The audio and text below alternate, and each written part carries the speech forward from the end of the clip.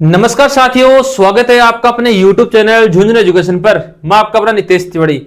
मित्रों, आज अपन इस वीडियो में डिस्कस करेंगे जो राजऋषि कॉलेज है, आरआर कॉलेज अलवर की जो कॉलेज है, उसका भाई बीएससी सेकंड सेमेस्टर जो जनरल हिंदी, सामान्य हिंदी सेकंड का जो पेपर लगने जा रहा है, उसके इंपोर्टेंट क्वेश्चन कौन कौन से रहेंगे वो अपन इस वीडियो में डिस्कस करेंगे। तो जो विद्यार्थी पहली बार झुंझुनू एजुकेशन के साथ जुड़ रहे हैं ना, फटाफट चैनल को सब्सक्राइब कर लीजिए। क्यों कर लीजिए? क्योंकि देखो आरआर कॉलेज के जितने पेपर होंगे ना, सबके इंपोर्टेंट क्वेश्चन आपको कहां मिलेंगे? झुंझुनू एजुकेशन में मिलेंगे। आप बस सब्सक्राइब करके अगला वीडियो किस सब्जेक्ट के इंपोर्टेंट क्वेश्चन का आपको चाहिए वो आप लोग कमेंट कर दीजिए। फटाफट सब लोग चैनल को सब्सक्राइब कर लो और अपने दोस्तों को भेज दो ताकि सभी की हेल्प हो जाए भाई। ठीक है, पहला काम तो करना चैनल को सब्सक्राइब।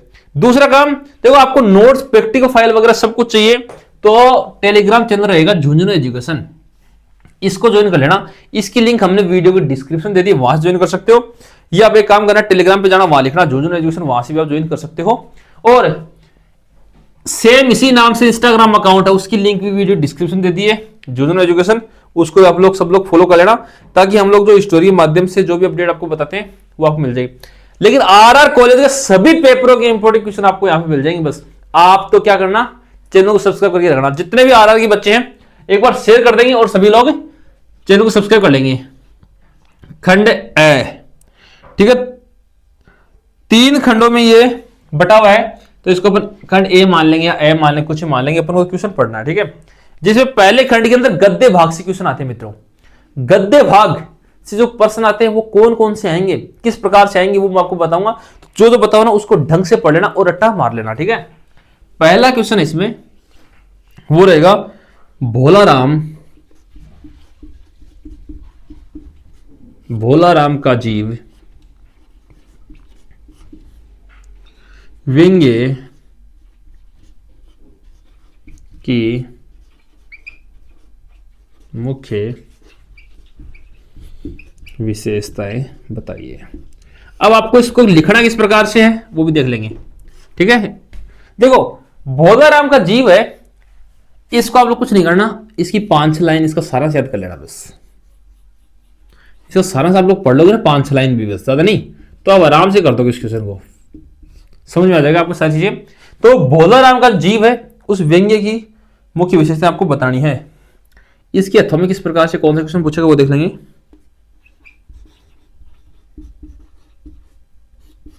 हरिशंकर परसाई के व्यंग्य की विशेषताएं बताइए। इसको ऐसे पूछ सकता है कि जो हरिशंकर परसाई है उनके काव्यगत विशेषताएं बताइए, ऐसे भी पूछ सकता है भाई। हरिशंकर परसाई काव्यगत विशेषताएं बताइए, लिखो इसको, विशेषताएं स्पष्ट करें। ठीक है, अच्छा क्वेश्चन है, लिखो भाई, भोलाराम का जीव व्यंग्य की मुख्य विशेषताएं बताइए एवं हरिशंकर परसाई के व्यंग्य की विशेषताएं बताइए। अथवा में आ सकता है, तो अच्छी तरीके से आप लोग याद कर लेना, क्वेश्चन पक्का छपेगा। अच्छा क्वेश्चन है, मोस्ट इंपोर्टेंट है भोलाराम का जीव वाला, इसका सारा से कम आपको याद होना ही चाहिए कि क्या इस व्यंग्य में पूरी चीजें बताई गई थी। हर एक चीज को आप लोग है ना समझने का प्रयत्न करना, बस आप विश्वास रखना झुंझुनू एजुकेशन और अपने भाई नितेश तिवारी पर। हर एक क्वेश्चन को बताऊं कैसे क्वेश्चन पूछेगा, लेकिन वीडियो के अंत तक बने रहे, इसकी मत करना। जो मैं समझाऊं, जिस प्रकार से क्वेश्चन बनेगा, जो बोलू ना उस पर ज्यादा ध्यान देना, बस वीडियो स्किप मत करना। बस क्वेश्चन नंबर 2 है, महाभारत की एक सांझ, महाभारत की एक सांझ एकांकी का सारांश लिखते हुए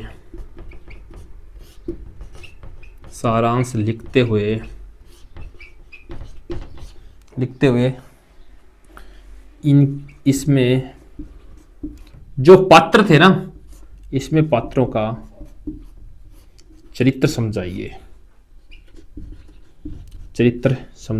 मतलब इसमें जो पात्र थे उनके चरित्र का वर्णन करना है आपको। किसमें? महाभारत की एक सांझ एकांकी जो थी उसका सारांश बताना पहले तो आपको। ठीक है, फिर इसमें जो पात्र थे जिसने भूमिका निभाई उनका चरित्र समझाना आपको। लिखो भाई फटाफट, इसको लिख लीजिए। अच्छा क्वेश्चन है, एक बार सारे लोग चैनल को सब्सक्राइब कर लो, बार बार कह रहा हूं सब्सक्राइब कर लो, ताकि जैसे ही मैं अगला वीडियो अपलोड करूंगा ना तो आपको बस नोटिफिकेशन पहुंच जाएगा, सब्सक्राइब किया हुआ होगा तो आपने। रामचंद्र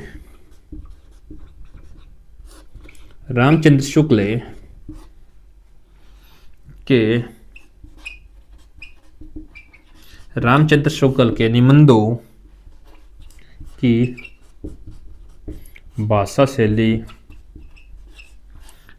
शैली पर प्रकाश डालिए।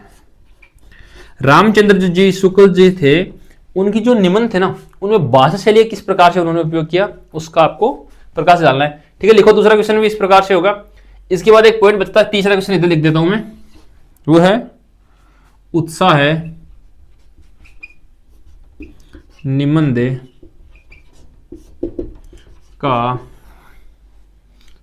का संदेश बताओ, या मुख्य संदेश पूछ सकता है। ठीक है, तो उसे बोलेगा उत्साह जो निबंध था उसमें अपन को मुख्य संदेश क्या मिलता है, जनता को संदेश किस प्रकार से मिलता है, अपने देश के नागरिकों को किस प्रकार संदेश दिया गया वो आपको इसमें बताना भाई। ठीक है, लिख लो इसको। खंड ए में यही 3 क्वेश्चन आपको याद करने हैं भाई। पहले खंड के गद्य भाग के अंदर ये 3 क्वेश्चन अगर आप लोग को पढ़ लिए ना तो बल्ले बल्ले हो जाएगी।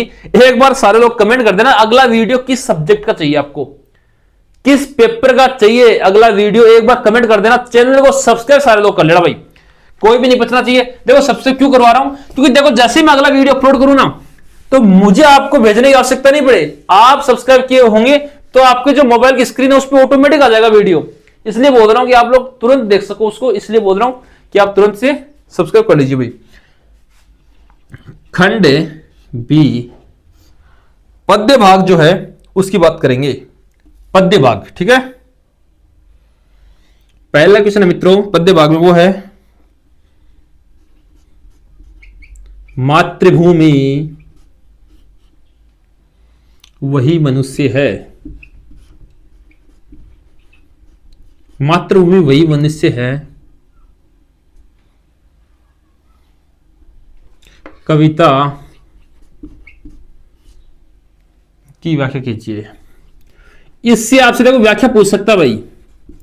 इस कविता से क्वेश्चन इस प्रकार से न बन के बताऊं, आप पूरी व्याख्या दे दे और कहते इसका सारांश लिखो, लेकिन इससे आएगा पॉइंट अच्छा। मातृभूमि वही मनुष्य, ये जो कविता है इसका पूरा सारांश दे देगा आपसे। ठीक है, फिर उससे पूछ लेगा कि इसकी व्याख्या करो, इस प्रकार से पूछ सकता है, तो थोड़ा ध्यान से पढ़ लेना इस कविता को पूरी को। ठीक है, मातृभूमि वही मनुष्य है भाई, अच्छा क्वेश्चन है। इसके अथवा में क्वेश्चन है वो है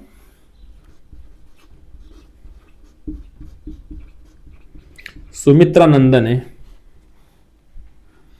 पंत की भारत माता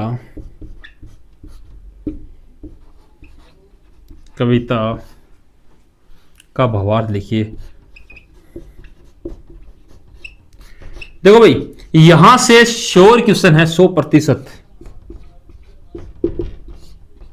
100% आएगा। आप तो अच्छी तरीके से भारत माता कविता का सारांश पढ़ लेना, भारत माता कविता को रट के चले जाना, भारत माता को अपने दिल और दिमाग में सेट कर लेना भाई। ठीक है ना, यहां से क्वेश्चन पक्का छपेगा भाई। मातृभूमि वही मनुष्य कविता के भाव व्याख्या कीजिए। सुमित्रा नंदन पंत की जो भारत माता की कविता है उसकी व्याख्या करना है। लिखो इसको फटाफट लिखिए, एक बार छपेगा यहां से क्वेश्चन भाई।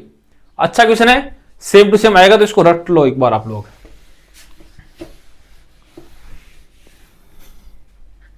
क्वेश्चन नंबर 2 है, वो है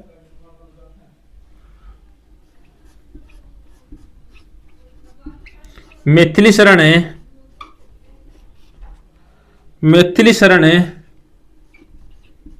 गुप्त की देशभक्ति भावना पर प्रकाश डालिए।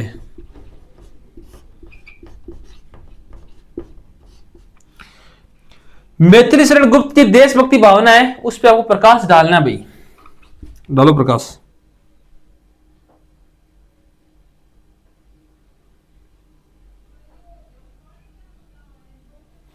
पंत की प्रकृति चित्रण शैली, प्रकृति चित्रण, ये क्वेश्चन में बता चुका हूँ, वो भारत माता वाला आप लोग याद करोगे, इसमें आ जाएगा, ठीक है ना। चित्रण शैली की विशेषताएं बताइए, उसमें ऐड हो जाएगा ये, विशेषताएं बताइए। ये ऐसे पूछ लेगा सुमित्रा नंदन पंत की काव्यगत विशेषताएं बताइए, वैसे पूछ सकता है, ऐसे पूछ सकता है, कैसे पूछ सकता है, लेकिन आंसर तो एक ही रहने वाला है ना। देखो रास्ते अलग अलग हो सकते हैं, मंजिल तो अपनी एक है ना। तो इस प्रकार से आप लोग इसको लिखिए भाई।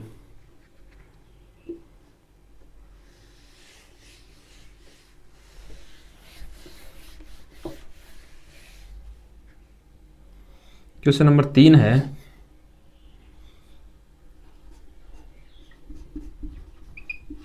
नागार्जुन की कविता अकाल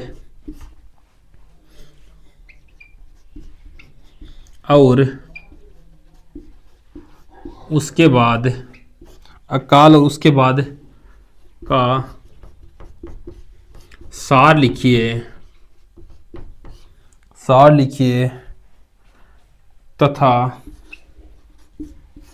जो नागार्जुन है कि काव्य में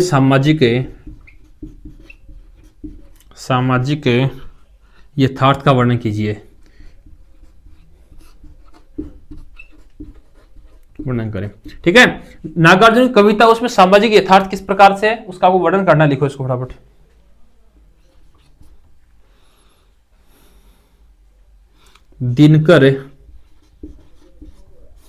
दिनकर की रश्मि रथी के सारांश समझाइए, बताओ एवं करण का चरित्र। ठीक है, देखो इसमें सीधा पूछेगा तो रश्मि रथी वर्ड आपको देखने को मिलेगा भाई 100%। तो रश्मि रथी के बारे में आप लोग इसका सारांश देख लेना, ठीक है ना। रश्मि रथी कम से कम सारांश तो देख लेना, क्योंकि ये आपको देखने को मिल सकता है भाई, ठीक है ना। एक आपको पंक्ति लिख रहा हूं मैं, उसका अर्थ आपको देखना है। पंक्ति है, सच है विपत्ति जब आती है। ये एक पंक्ति है भाई, इसको पूरा याद करना है, ठीक है ना। इसकी पंक्तियों का भावार्थ आपको याद करना है। सच है विपत्ति जब आती है, आप लोग इसका पूरा भावार्थ याद करेंगे, क्योंकि ये छप सकता है एग्जाम के अंदर, ठीक है। देखो इसी के साथ आपका खंड ब भी कंप्लीट हो गया। एक बार सारे लोग चैनल को सब्सक्राइब करो नेक्स्ट वीडियो के लिए, और भाई कमेंट कर देना कि अगला वीडियो किस सब्जेक्ट का, किस पेपर का चाहिए आपको, ठीक है ना। क्योंकि आरआर कॉलेज जितने भी सेमेस्टर होंगे सबके इंपोर्टेंट क्वेश्चन आपको इसी यूट्यूब चैनल पर मिलेंगे, इसके अलावा कहीं भी नहीं मिलेंगे भाई। आरआर कॉलेज के इंपोर्टेंट क्वेश्चन सिर्फ और सिर्फ जूनियर एजुकेशन में मिलेंगे। इसलिए कह रहा हूं कि आप लोग, बार बार कह रहा हूं कि चैनल को सब्सक्राइब कर लीजिए, ताकि कोई वीडियो मिस ना हो भाई। खंड सी, ठीक है ना। खंड सी में आता है व्याकरण, ठीक है। खंड सी के अंदर व्याकरण आता है। व्याकरण में कौन कौन से टॉपिक है, कौन कौन से आपको पढ़ने हैं, वो मैं बताऊंगा आपको, तो लिख लीजिए भाई फटाफट। पहला क्वेश्चन आपसे बनेगा संज्ञा। संज्ञा क्या है, ठीक है। व्याकरण जो बताओ ना, इनको अच्छी तरीके से आप लोग पढ़ लेना। संज्ञा सर्वनाम, विशेषण। मित्रों जो जो टॉपिक आपको बता रहा हूं ना, इनको आप लोग पढ़ लोगे तो यहां से भी अच्छे नंबर आप ले जाओगे, ठीक है ना। विशेषण एंड क्रिया विशेषण, क्रिया विशेषण, ठीक है। और क्या पढ़ना है इसमें, शब्द युग्म का अर्थभेद, ठीक है। पर्यायवाची एंड विलोम, उपसर्ग एवं प्रत्यय। ये व्याकरण की नॉर्मल पॉइंट सब लोगों ने पढ़ रखे हैं ना, आराम से कर दोगे इनको, तो आराम से कर दोगे आप लोग, टेंशन लेने की आवश्यकता ही नहीं है आपको।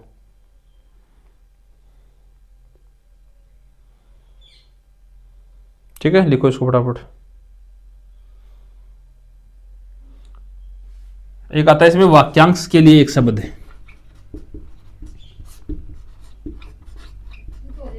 एक शब्द। अब देखो वाक्यांश के लिए एक शब्द का मतलब क्या मित्रों, जैसे मैं आपको बताता हूं वाक्यांश के लिए एक शब्द, कि कोई बड़ी लाइन देगा, एक वाक्य देगा, उसके लिए एक शब्द किस प्रकार से उपयोग कर सकते हो। जैसे जो पढ़ने का शौकीन हो उसको पुस्तक प्रेमी बोल सकते हैं अपन। जो पढ़ने का शौकीन हो उसको पुस्तक प्रेमी। जो सब कुछ जानता हो सर्वज्ञ, यानी सर्वज्ञ उसके लिए एक शब्द हो गया। और वाक्यांश क्या हो गया कि जो सब कुछ जानता हो। अगला जो कभी ना मरे, जो कभी ना मरे ऐसे दे देगा, जो कभी ना मरे, इसके लिए वाक्यांश के लिए एक शब्द लिखिए, तो आप लोग लिखोगे अमर। जो डरता नहीं हो निर्भीक, जो कम बोलता हो मितभाषी। इस प्रकार से आपको बताना भाई, ठीक है ना। लिखो इसको फटाफट। और जैसे ये जो शब्द युग्म का अर्थ भेद है, इसको किस प्रकार से देखेंगे आप लोग। जैसे ये है दिन एंड दिन, ठीक है। देखो इस दिन का मतलब तो होता है गरीब, आप कभी लिख देते ना दिन तो गरीब हो जाता है। ये डेली टाइम वाला, डेली टाइम, ठीक है, टाइम जिसको ऊपर बोलते हैं, डे टाइम जिसको बोलते हैं। जैसे बल है बल, ये दोनों शब्द सेम लग रहे हैं आपको। बल इसका मतलब है ताकत है और इसका मतलब है सोना, ठीक है। दोनों तरीके से आ सकता है, ठीक है। सार, एक तो सार जैसे सारांश होता है, एक सार यानी पूरा। एक दंड, एक का देखो दंड ऐप लिखते हैं ना, बोलने में सेम है दंड एंड दंड। इसका तो होता है लाठी और इसका होता है सजा। इस प्रकार से आपको बताना है। और ये आप लोग जानते हो संज्ञा सर्वनाम विशेषण वगैरह, प्राइवेट से जानते हो, उपसर्ग पढ़ते जानते हो, आराम से कर दोगे। तो मित्रों ये जो क्वेश्चन मैंने आपको बताया 3 खंड में, इनको आप लोगों को अगर याद कर लिया जैसे मैंने बताया, उन प्रश्नों को गद्य पद्य व्याकरण इन खंड को जैसे मैंने बताया वैसे अगर आप लोगों ने याद कर लिया ना, अच्छा हो जाएगा। बस आप लोग तो बस इसको याद कर जाना, इनके एग्जाम्पल पढ़ जाना, व्याकरण वालों को अच्छे नंबर ले जाओगे। बस इसके बाद क्या करना है, इस यूट्यूब को सब्सक्राइब करना, ताकि जैसे अगला पेपर हो उसके इंपोर्टेंट क्वेश्चन आपको मिलते रहे। आरआर कॉलेज के जितने सेमेस्टर होंगे, जितने पेपर होंगे, सबके इंपोर्टेंट क्वेश्चन आपको कहां मिलेंगे, जूनियर एजुकेशन मिलेंगे। तो सभी तक शेयर कर दीजिए और अगले वीडियो किस सब्जेक्ट चाहिए उसका कमेंट कर देना। धन्यवाद साथियों।